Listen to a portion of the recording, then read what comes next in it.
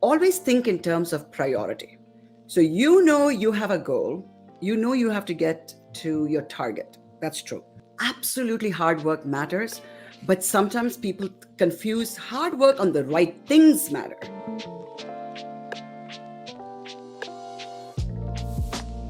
Vidya Raman is a motivational speaker and a Maxwell Leadership Certified Coach. She has over 2.5 decades of experience working in Fortune 500 companies in various capacities, including senior leadership roles. Her book, Lucky You, An Insider's Guide to Achieving Success and Finding Fulfillment in the Corporate World, is launching this month in May. And if you're watching it and it's early June, the book is ready to pick up. Check out the description for a copy, and we'll be talking all about it today as well to help you build your career in the corporate world through lessons and experiences that Vidya has had herself. When you take even just one thing away from this conversation with Vidya and myself, all that we ask is you share this show with just one other person who could use this information as well. You're the reason the Be Better broadcast has grown to nearly 300 episodes over the past 2 years, because you are the best part of the Be Better team. So without further ado, let's talk to Vidya. Vidya, it's great to have me on the Be Better broadcast. Thanks for being here. Thank you, Brandon. It's my pleasure. It's an honor to be here with you.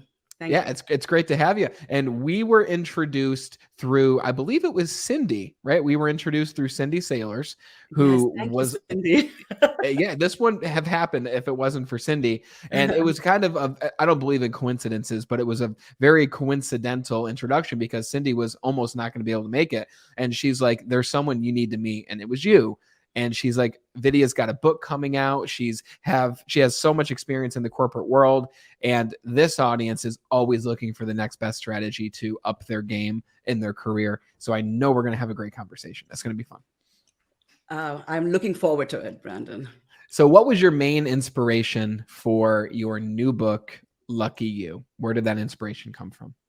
Okay. So yes, you mentioned this in my introduction. I had a long corporate career.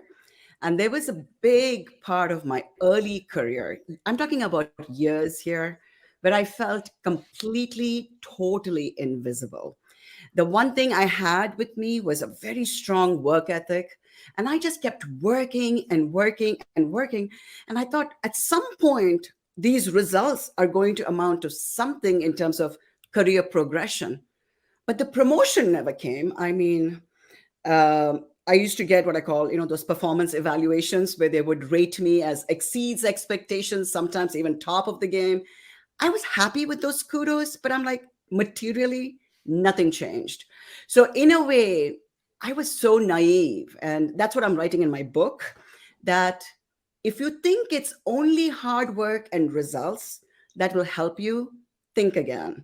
So I'm talking about those people that, on LinkedIn, when you see somebody getting a promotion, and this is what happened to me, I would look at somebody I know getting ahead and I would say, they're just lucky.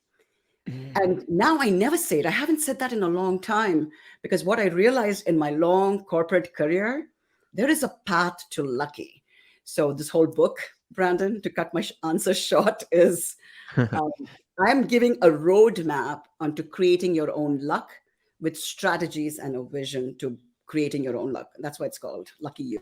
Wow. What a concept. There's so many different things I want to say to that. And I will say there was one time I was training a class of salespeople, and one of the guys in the class, he was a funny guy. He meant nothing by this other than just making a joke. But I drive a nice car, and I pulled into the hotel parking lot where the training was, and I'm driving by him, and I rolled the window down and I waved to the group of trainees, and they waved back. And one of the guys said, "Wow, lucky you. That must be nice," they said to me. Oh. And I had been at the company now for 8 years. I started at this company right out of high school. And I thought in my head, I had that immediate reaction to myself of, what does he know? This isn't luck. This is hard work that got me here. This is intention. And I remember I started the next day by pointing out that he said, "Must be nice. Lucky you." And I said, what you didn't see when I drove by in that car was all the challenges I faced. What you didn't see is me being demoted several times before I was even in this high leadership role. What you didn't see is me not having the respect of the team and having to work for years and years and years to build that respect. What you didn't see was all the work that went in behind the scenes that led to me going to the dealership to pick up this car. So luck, I don't believe exists. I believe that luck is created. And again, it's a very cliche thing, but luck, I believe, is created when opportunity meets preparation, right? Absolutely. Absolutely, Brandon. I totally believe in it. Now, I'm not saying that there is no what I call dumb luck around. Of course, there are some people who just land up happenstance luck where they land up at the right place and they get there. That's true. There is a small sliver, definitely true.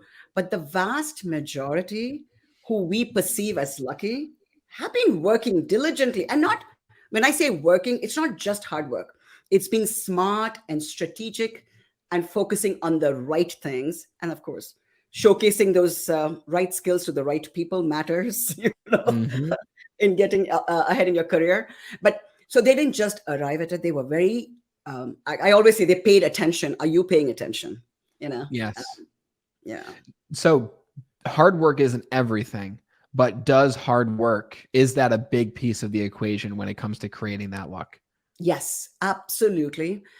So when I started and I said, strong work ethic, right? Uh, Absolutely hard work matters, but sometimes people confuse hard work on the right things matter. Hard work on the wrong things is almost a futile exercise because it's your effectiveness grows when you work on the right things. But you Mhm. have to have an ethic. Now this is not to look good or anything. I'm just an early person. I wake up very, very early. It's obnoxious some days, and I think, oh my god, I need to be stay in bed a little longer. But Yeah. I do wake up at 4 o'clock. But that's Wow. my circadian rhythm. So I've always been a very driven person. I always stay focused. I know what I want, and I'm driving.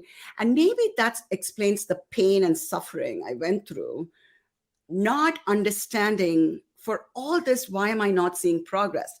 That's why I say hard work is important, a work ethic is important. But what are you working on? Are you working on the right things? Now, you might say, oh, I'm doing just superficial work. That's not going to get you anything, even if you're doing the right thing.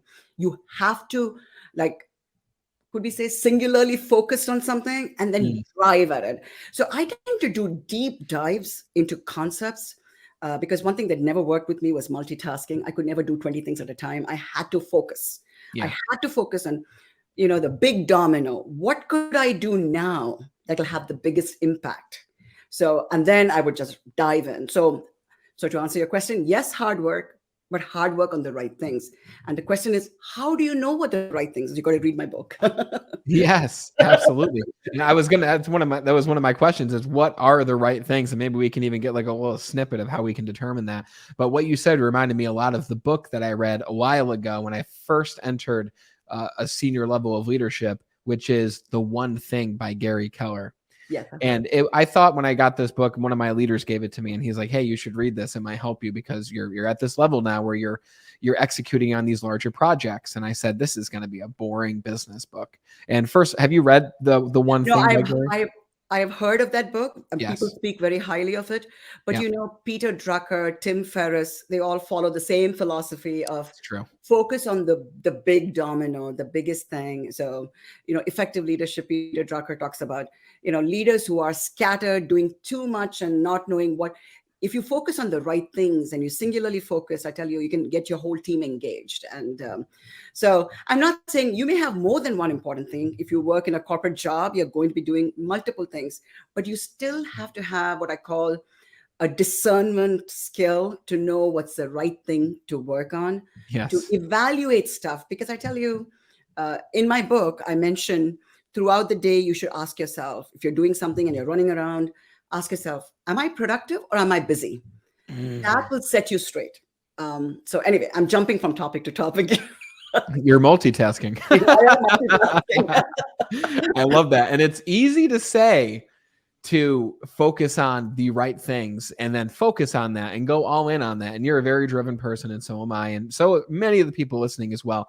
And for us driven people, we want to be working on all these different things, and people bring us their problems and we say, oh, I have a solution for that. And now you spent 2 hours on someone else's problem that doesn't add to what you're meant to be working on, your big domino, as you mentioned before. So I think it's another thing entirely to ask the question, how does one focus? But before I ask you that, because I got a whole roster here, I want to dive and pick your brain. The first thing, I think it's really important for those listening, you actually came to the United States when you were 24 years old, and you came here from India. So you were born and raised in India, I'm guessing.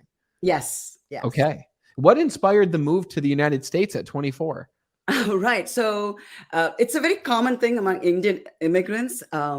So I got married and my husband was here. So I came here to join him.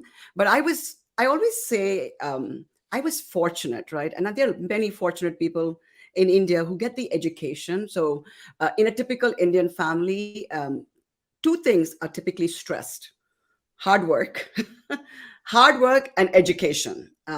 So I was blessed to be raised in a very loving family, and our dinner table conversations were about grades.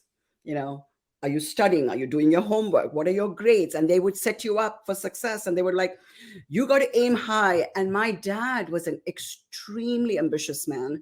And he had what I call a true rags to riches story. So he was extremely driven. I mean, he grew up in a house where they really didn't know where their next meal was coming from. So in a way, he got wired for success to make something of his life, and he was super driven. So for me, my dad was such a role model about this ambition, this hunger to do better, and he was driving us, his children, to do better. And he was always very aspirational for his children. So in a way, I grew up in that environment. So I had my master's degree by that age, and I got married, and I came to the US. And I mean, most people will say, let me relax, chill, take in the culture. I said, no, I need to find a job. So I got my first job in American Express, actually, in 89. Oh, So, yeah. okay, cool. And in New York City and World Trade Center, it was a dream come true. I mean, I tell you my assimilation story, Brandon, and I know I tend to go on and on. Please. And it was amazing. Like, people were so welcoming. Of course, there were things I had to change. And, we didn't have the internet like you did, you now. So I didn't know a whole lot. So I stumbled. And, in India, we call it our Indian English. I spoke sometimes I spoke incorrectly. Then I had to learn. So I've told people recently, I've unlearned more than I've actually learned, because I had to undo stuff the way I learned it. Yeah. Even how I speak, and I had to slow down. But it was a very, very welcoming experience. So for me, my assimilation was good, of course. Like most immigrants would tell you, we had a few people we had to deal with growing up. I mean, one story that stuck with me, it hurt me so badly. Like, I was in a conference room in a meeting, and I was so good at my job. I was trying to do a quality check on some product that the company was buying. And in a room full of about 6 people or so, the vendor got mad at me because I found a bug in a system. And somewhere a little later in the conversation, he said, they still let your types in, And I think the first leading question was, where are you from? And I said, from India. And he said, they still let your types in. And I tell you, this was 89. People didn't stand up. They were like all shocked. They were all like dismayed. But nobody came and softened it or said, you can't speak to her like that. Now, something like this would rarely happen. Oh, yeah. Right? So things are so much better. But that was one experience that was, yes, I had a few others, but that was the most jarring because it happened in the corporate world. Yes. But then my friends were amazing. I made lots of amazing friends, and I felt so welcomed. And I tell you, in a way, that warm welcome helped my assimilation. So I felt truly what people say about America being a melting pot. I was there, Yeah. And when I first came in my Toastmaster speeches, I would say my first haircut was Lady Di's haircut. I was like, I want to be American. But she was British, of course. But Were you in a Toastmasters club in India before you came to the US? No. My Toastmasters journey started very late. And my biggest regret is I didn't start earlier. Wow. I love Toastmasters. That's why I ask. And those listening know what Toastmasters is. If you're a newcomer, you can look up what Toastmasters is, but it's a public speaking organization that doesn't just help you with your communication and speaking, but it helps you in your leadership capacity as well. So it's great for those inside of companies. And a lot of big companies actually offer a Toastmasters club that's inside the company. And like not all of them, but many do. And even if they don't, there's many clubs locally to you. So my question is, I'd like to go back to that meeting. And because you're right, it doesn't necessarily happen the same way that it used to, where a vendor or someone from the outside or even someone on the inside can make a comment to you that is rude or derogatory or discriminative, if that's the word. It doesn't happen the same way, but it can certainly still happen, right? And my question for you is, in that corporate world where you have all these other colleagues around you, you're looking to make a name for yourself, you're looking to continue your growth, how did you handle that then? And what would you suggest to someone who struggles with that? Maybe they're coming from a different culture, or they have a disability, or they're just different. How would you suggest that they react or handle a situation such as that? Because that's important in the corporate world. Right. I mean, yes, it is very, very important. And nowadays, you have what we call allies in the corporate world. So if somebody were to speak rudely to you in an open setting, like I experienced, people would come to your defense or pull that person aside and say, we were so sorry this happened to you. Then go talk to the other guy who was rude. There are avenues now, right? Um, I would, so it's a tough, you have to pick your battles, Brandon. Yes. You cannot be overly sensitive about somebody speaking to you rudely. But there is, again, in my book, I talk about strategies of how to deal with people. Now, Mm. now, take for example, to make any immigrant's journey, assimilation journey, a little easier, is the first thing I say is recognize that you have an accent. Having an accent is not a bad thing, but do not continue speaking in the pace in which you're speaking, because that's not a sign of respect. A sign of respect is slowing down, giving people time, giving their ears time to acclimate to an accent, um, and then figure out what's causing. Like, let me tell you. But I mean, I was a little bit more blessed. I went to an English speaking school, so that helped me. It was not learning a brand new language. For others, it's a little harder. Yes. But in general, I say do your part, navigate the waters.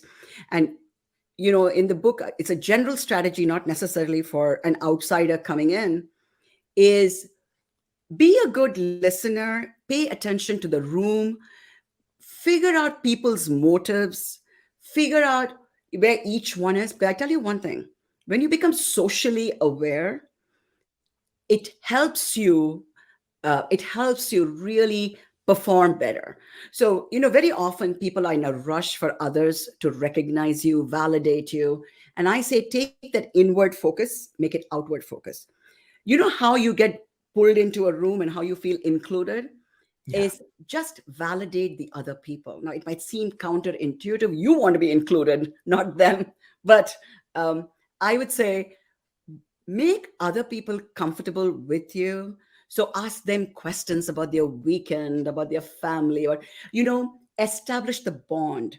Once you build the bond, you can become more of yourself. You don't have to shrink. And, so there are strategies, and it's a very complex subject. And I know you're not going to overcome it all with some social awareness lessons, but make sure that you're not expecting others to change. You change yourself for Wow. faster, quicker assimilation. But I tell you, more importantly, it's for other people around this new immigrant or the cultural shift. You really need allies. You need people to stand up for you. Um, Yes. and I think that's important. And I'll tell you a funny thing. As I became more and more senior in my company, and I don't know what it is, it's not mean spirited. It could be a psychology thing. So people would get my name confused with another Indian woman's name, and I would be called by her name. And I was so clever one day. I kept getting called by her name, and I switched the name of this person who had a very common. I think I made Paul Bob or something like that, Yeah. Yeah. just Yeah. to, without telling them, without calling it out. But I just had fun with it. Yes. So they recognize, like, take your time, think about who you're speaking to. We're not one monolith group here. We're different people. So Yes. have fun with it. Don't take it.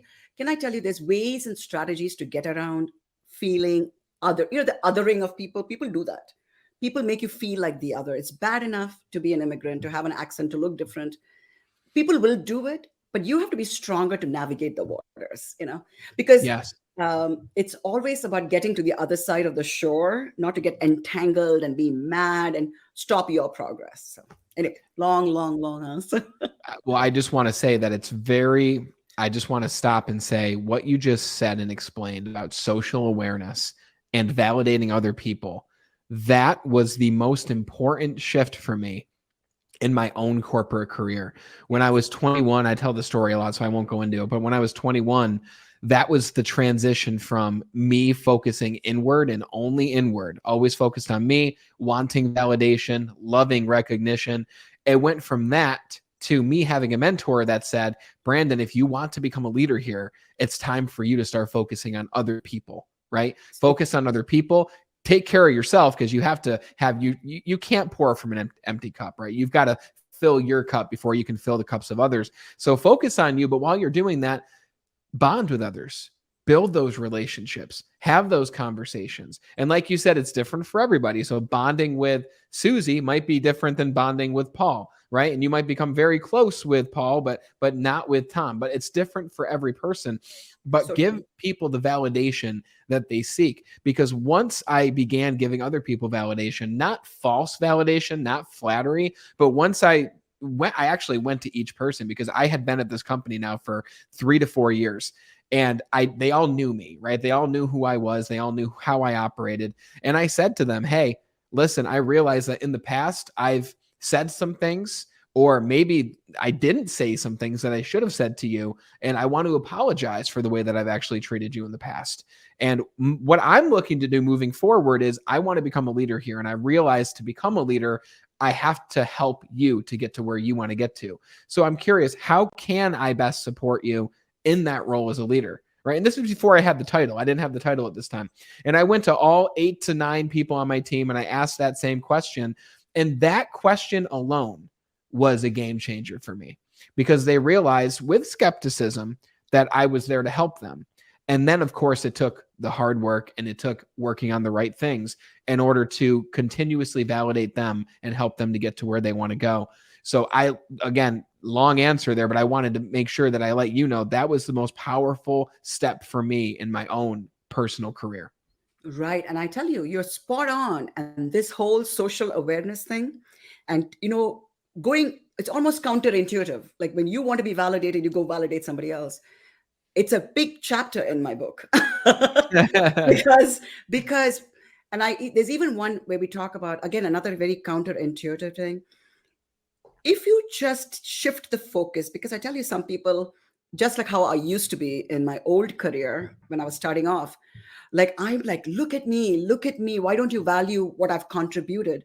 Shift that whole storyline, focus on somebody else. Because if you're sitting in a conference room and there's a tendency when somebody lower down the rank is speaking or sharing some idea or something, everybody else just pretends to listen, nod their head, and they move on.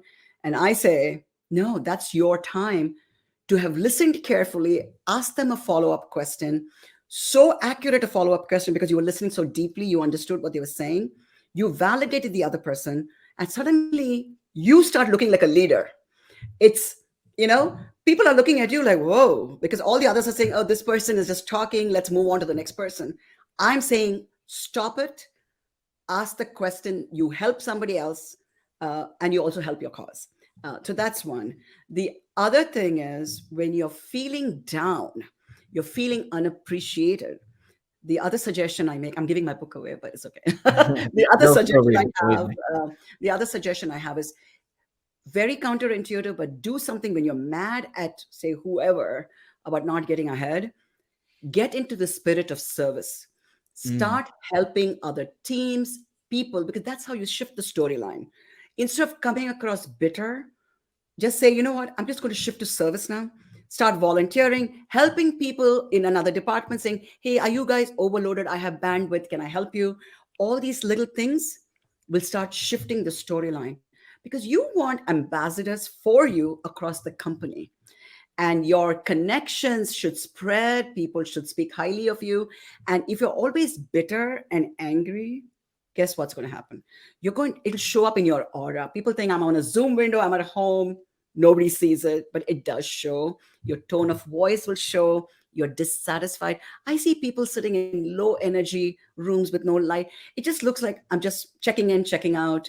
um, so when you're feeling the worst, maybe take some time to grieve, but jump on the bandwagon of service, help other people shine, show up with vibrancy. And if you start asking yourself, if weeks go by and you're still feeling down, in a way, it's hurting your progress because you start showing up as a disgruntled employee, Hmm. and nothing hurts your cause more than that.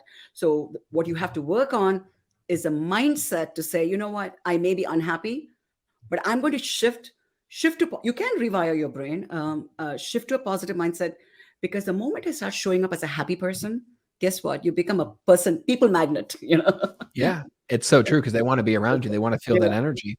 I'd like to ask you, there's a lot of people in the world today who, especially in recent times with the economy, they've been laid off from their position. Okay.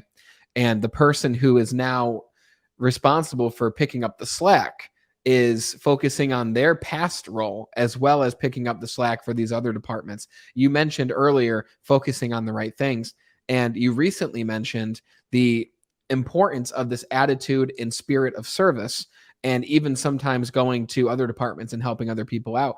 So, kind of a two-part question here, okay? And I'll let you take it wherever you want. How does one balance focusing on the right things to advance their role and help other departments and participate in that spirit of service?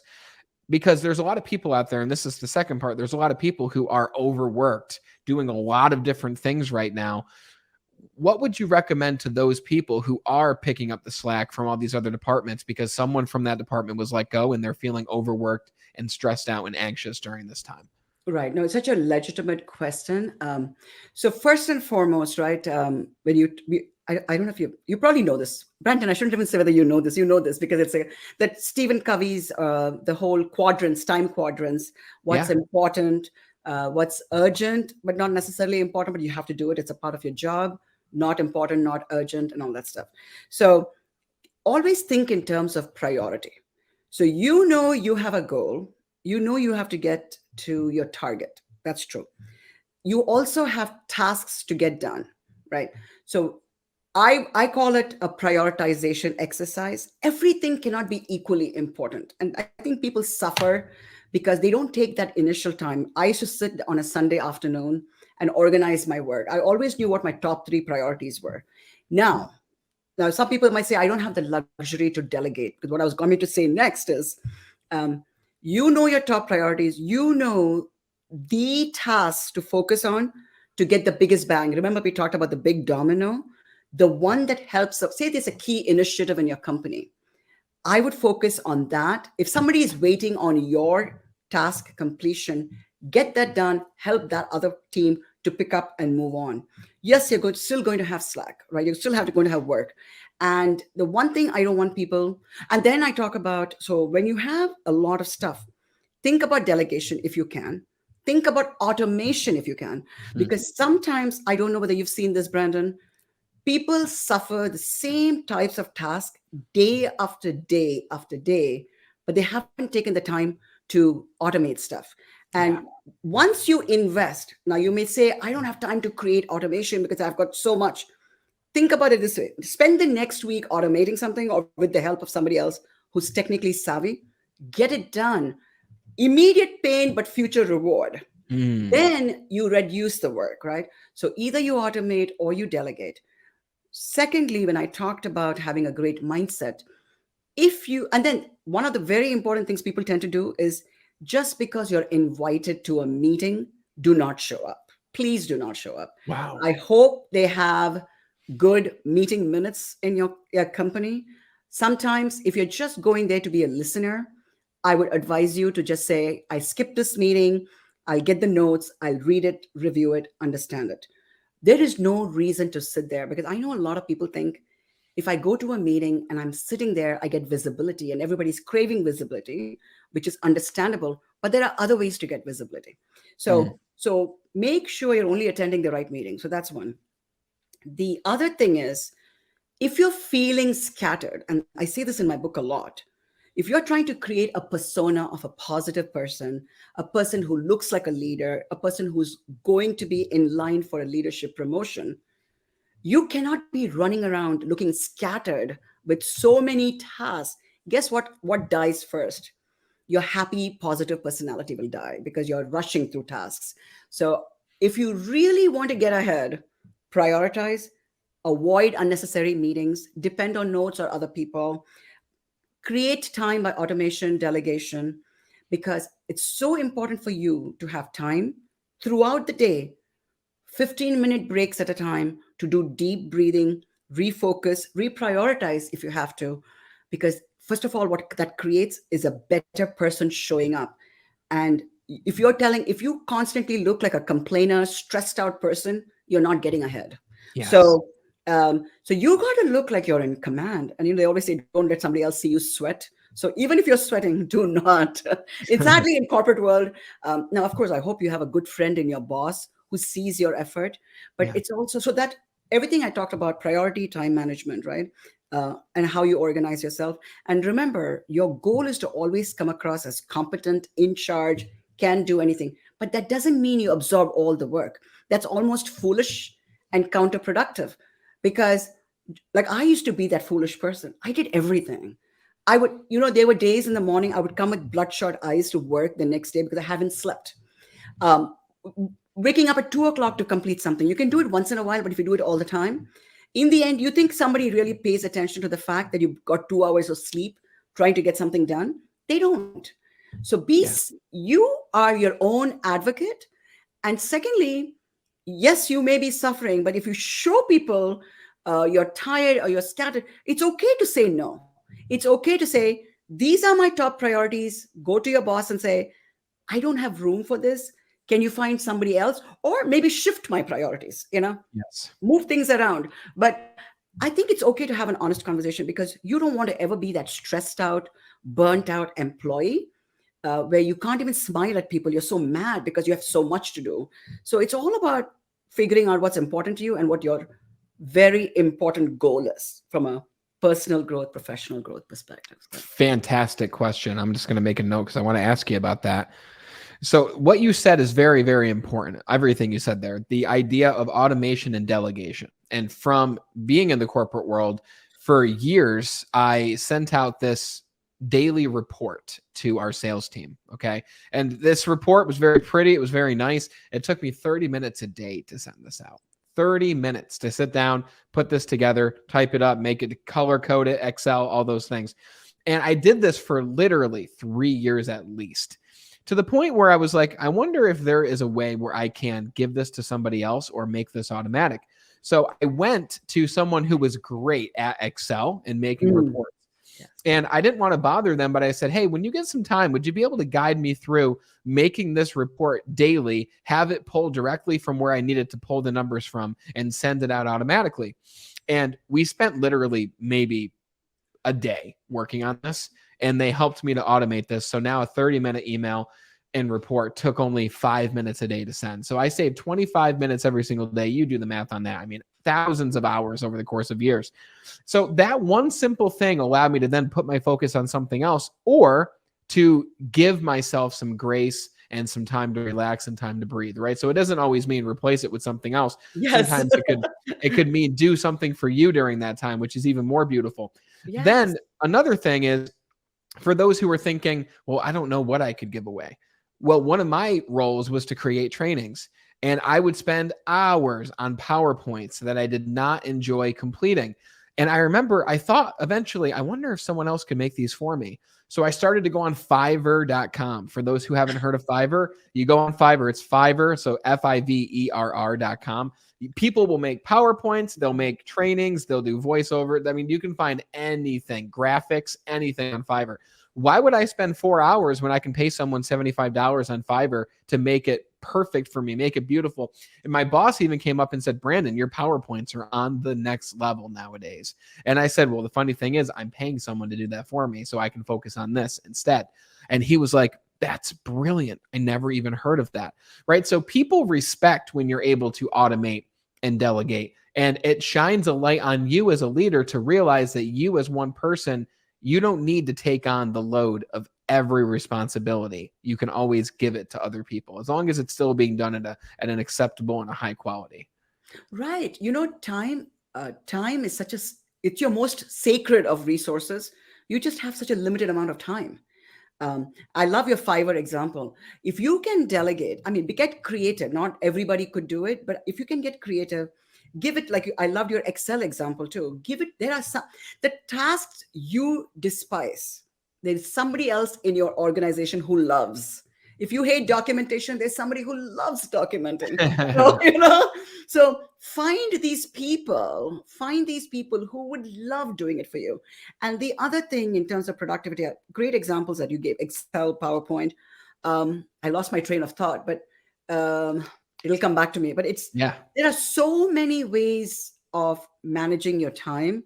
And I don't know. I'll come back. When you were speaking, I said, oh my God, I have the story to share, but I forgot. It's okay. That's okay. If it comes back, let me know. Because I want to ask you, there's a lot of people right now who, you mentioned how you came into your personal power, right? And there was a time where you really discovered who you were and how you fit into this greater organizational chain, essentially. So let me ask you this question.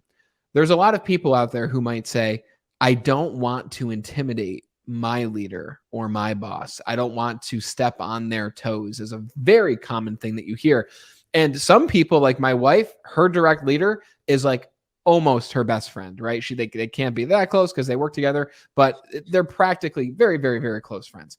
Now, it's not always like that, right? Especially in these bigger organizations, your leader and you might not necessarily get along as friends, but you do what you need to do because that's the job. So how does one shine, Vidya, without intimidating the leader above them so that they can continue to rise up that corporate ladder? Right. It's a delicate balance. And you know what? You're so right. With the exception, you told me about your wife's boss being her friend. It's not so common, right?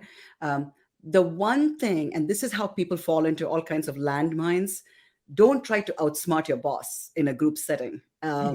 So and I'm not to say I've not done it. Okay, I've done it. I have foolishly done it, and paid for it. Me too. So it is not. So this is a quandary, right? You have to choose your response. In some cases, you may have to show what you've done, but do it tactfully. In other situations, you will probably have to let your boss take the reins. So you got to pick and choose now. So it depends on who's in the audience, right? So in certain audiences, it doesn't matter if your boss takes the rein. No harm, no foul, let it be. You don't have to shine all the time. But in certain audiences, maybe you do need to be, but do it with a very respectful way. Be always, always, always very respectful of your boss. So even when you speak, and even if your boss didn't help you with something, it doesn't hurt you to say, with the direction from so and so, I got this done. And I'll tell you why. People are paying attention to what you've done, and you giving this one-off compliment to somebody, your boss feels a little bit more settled and doesn't feel so threatened by this super smart person trying to. So this whole social awareness thing comes to play. So pick the moment you want, but be very strategic. If you go into an open setting and if your boss is very driven and ambitious himself or herself, you will fall right into a trap and you'll be an outcast if you try to do something untoward or to upstage them. And I know it sounds terrible, but I always look at corporate America as Game of Thrones. You're fighting positioning. So, and I know I don't want to sound so political, but it's true though. Be smart. And the only reason I know all this is because I made plenty of mistakes. I didn't get wise overnight. I got wise with time. Lots of mistakes, lessons learned. to then know how to temper my responses. And sometimes I felt I was really shrinking to make other people feel good, because sometimes you have to do it. Yes. Now there are people who are going to say, and rightly so, why would I shrink to let somebody else shine? I'm not saying shrink, but get to the time you build your strengths, build your resilience, build your power while you're waiting for your turn. Because all this, can I tell you, I don't know, Brandon, you know this so well. I read your bio. Sometimes all that pain and suffering has a cause, and I'm not saying you should suffer, but you've learned so many things to overcome. Okay, maybe you're just waiting for your time. Be smart and strategic to know when to show up, when to hide. And it's so complicated for a lot of people to hear this, but your time will come. But throughout the time when you're waiting, it's not wasted time. It's Mhm. you practicing skills, strengthening your aura. You're becoming so tough you can handle not just the coming jobs, even the jobs that come many, many, many years later, because you have just built a person of substance, a person of strength. So it sounds like I'm talking about long term reward, but really, if you think short term all the time, you will step into things you don't want to step into. Yes. And so sometimes wait your time. It feels very uncomfortable, and you want people to notice you now.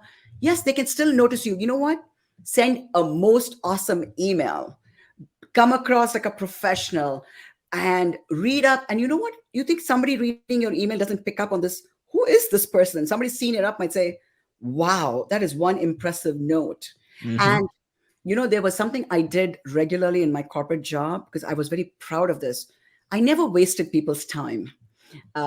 There are some people who are like, look at me, and they call people into meetings. And I always did one thing. I thought through a problem myself. I would come up and I would do all the filtering out and synthesis and then send out a note. And then, and I felt proud that I only asked people's help when I needed it, not all the time. I didn't want people to come and sit and be an audience member of my thought processes. Like, why? But I'm saying, and I would write it down and I say, I'm very proud because you know what? Everybody's time that you saved, they got to work on something important. Uh, Mm. and it's so people don't recognize this. People think like I have to be out there, call a meeting, but you're wasting very important people's time. So anyway, showcase your talent through other ways. Showcase your talent through well-written emails. By the way, the other way to showcase your talent is before you walk into a meeting. um, be intentional. If somebody asks you, go into a meeting saying, what is this meeting about? What could the questions be prepared. So when the question gets asked, you have a crisp answer as opposed to be rambling on. Yes. Yes. I love what you're talking about because you are touching on something that a lot of other leadership consultants and career coaches will not touch on, which is the fact, and you call it very gracefully, being socially aware. I used to call it the politics that are at play, which is true. And socially aware is a much better phrase. But I remember when I trained this group that we called core leaders to become team leads, right? They were trainers and they were working for that next step. The very first day was politics exist, right? And it's important for you to not necessarily play them a certain way, but understand that they exist and be aware that they are there happening at this moment. And I always recommended a book to people. And there's mixed reviews from people on this book, but there's no denying this is one of the most powerful books on influence and human psychology. It's The 48 Laws of Power by Robert Greene. Are you Can I tell familiar with you, that book? I'm a Robert Greene fan. Me too. Yes. So in my book, in the back of my book, I have my book recommendations, and you will see Robert Greene's name 3 times, 4 times. Yes. Excellent. I love Robert Greene. Excellent books. And the first law of the 48 Laws of Power is the first law for a reason. It is never outshine the master. Yes. And Yes. that's why I asked you that question. You said it again in different words, but you never want to outsmart your leader. And I won't, retouch on everything you said because you said it perfectly. But that's the reason I asked you that question. And that's one of the main mistakes I see when people are building their career is, again, they want to be seen. They want to validate them. And you will only get so far validating you. So we've talked a lot about all these different topics of delegation and automation and time management and focus and the politics that are at play, which is social awareness. I'd like to, if you're up for it, can you hold the book up? So your book is Lucky You, an insider's guide to achieving success and finding fulfillment in the corporate world. So for those watching, you'll see Vidya holding up her new book, Lucky You. By the time you're listening to this, that book is available. Go check out the description so you can grab your copy. But Vidya, let me ask you, when people read your book, if they can only take away one thing from this reading, what would you want that one thing to be? Okay, that's okay. The topics we've already discussed. First of all, make yourself the most important person. Your future matters. Always have a vision of where you want to go. I call it the future self, future identity, and have what I call a growth mindset, where you're singularly focused on every day, starting every day with intentionality and doing something for yourself and your future every day consistently. So, intentionality, first thing in the morning, you say, how is my day going to be? What are the key things for my day today? What are my objectives? And then throughout the course of the day, you ask yourself, before every conversation, before every interaction, how do I want to show up in that next meeting, in the next conversation? Am I a problem solver? Am I or a complainer? I mean, I tell you one thing: if you keep complaining, people will probably run away from you. So intentionality at the beginning of the day, intentionality throughout the day. You know what happens? You get off that whole autopilot mode, and people mess their careers up because they're not paying attention to other people's reaction of them. And I call it, like, people don't realize what triggers them. They don't know how they look. They don't know what their facial expressions are. So I think the most important thing in my book, and I started with awareness, but really it's awareness and intentionality throughout. Because if you don't know your clear objective of a meeting or a conversation, don't go in there, because you can totally mess it up, right? Very often, if you have an important conversation, you prepare, but we don't do that for these one-offs, right? We don't do it for regular meetings. So I say everything, because if you're creating a brand, show up as that future person. Why would you show up as your old self, right? So have that vision of the future person. If I said I want to be a persuasive speaker and I go there and feel like a doormat, I'm not living my future vision. So I go there and I say, I'm going to behave like this person, calm, but yet persuasive, as opposed to like, oh, I'm just going to be reactive. It doesn't help. Your book is the roadmap for someone to go from where you were when you first came here at 24, starting your career at American Express, to finding yourself in those senior leadership roles across these different companies. And for those of you who want to tap into 25 years of corporate success and implement it within this next 6 months, then you got to go grab Vidya's new book. Again, the name of Vidya's book is Lucky You, an insider's guide to achieving success and finding fulfillment in the corporate world. Links are in the description to grab a copy of that book for yourself. And Vidya, where is the best place for people to follow you so they can continue to see all that you're sharing and putting out into the world? Oh, yes. I am totally. There's one social media platform I use all the time. It's LinkedIn. Oh, So yeah. they can follow me on LinkedIn. Handle is Vidya Raman. I'm easy to find.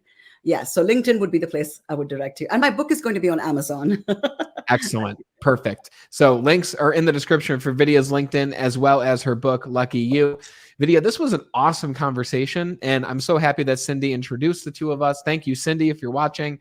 And Vidya, thank you for gracing us with your presence and your time. I know you got a busy day ahead of you, and I'm grateful that you joined us today. Thank you very much. Thank you. We are like-minded people, Brandon. I loved talking to you. Thank you. Thank Right you. back at you. Thank you.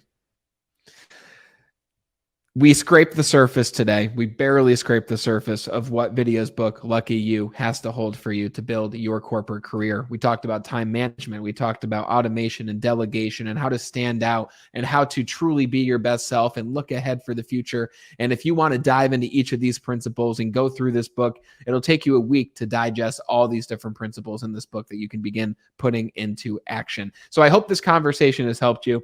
If it has, please share this show with just one other person who could use it as well. Links are in the description to go grab a copy of Lucky You, as well as connect with Vidya and follow her on LinkedIn so you can get all these other tips and tidbits that she's sharing out there with the world. Thank you so much for watching and listening. And until we talk again next time, continue to be better.